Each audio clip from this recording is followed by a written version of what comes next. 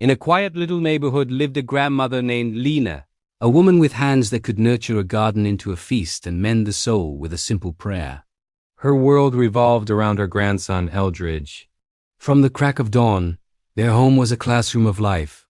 She taught him how to coax flavors from simple ingredients in the kitchen, how to bring a canvas to life with strokes of paint, and even how to change a tire on their trusty old Cadillac. But the most profound lesson she imparted was how to speak to God. Every single night, she'd take his small hands in hers and teach him to pray, not just to speak, but to listen for the quiet whisper of God's response.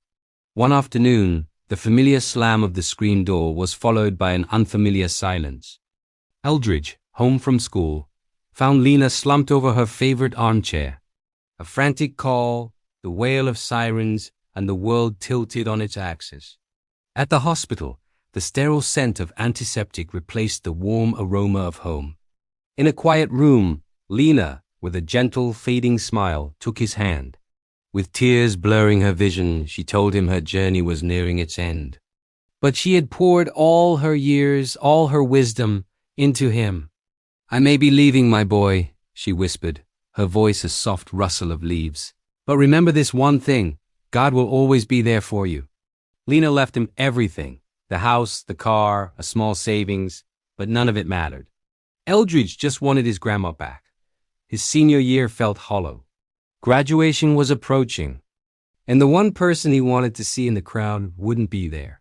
As he prepared to walk across the stage, her final words echoed in his heart. God will always be there. So he walked proudly, head held high. As his name was called, his eyes scanned the auditorium, and then he saw it. An entire section was filled with familiar faces, and right in the middle, a large, beautiful picture of Lena, smiling. After receiving his diploma, he rushed over. It was his whole neighborhood.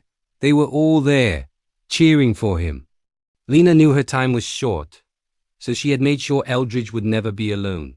She was the matriarch of their block, a mother and grandmother to everyone, and her word was law. At the end of the row of seats, a final poster stood, its words a beacon of hope. God will never leave you. An older gentleman, their neighbor Rolf, put a comforting arm around Eldridge's shoulders. "Young man," he said, his voice thick with emotion, "we can never be Miss Lena, but you are not alone. You have a family, because she was our family too." He then opened a small Bible, his finger pointing to a verse, "And remember, Eldridge, as it says in Deuteronomy 31:6, He will never leave you nor forsake you." She knew, and we know, you're in good hands. And in that moment, surrounded by love, Eldridge knew his grandmother was right. He was never, ever alone. Thank you for watching. If this story touched your heart, please like, share, and subscribe for more content that inspires.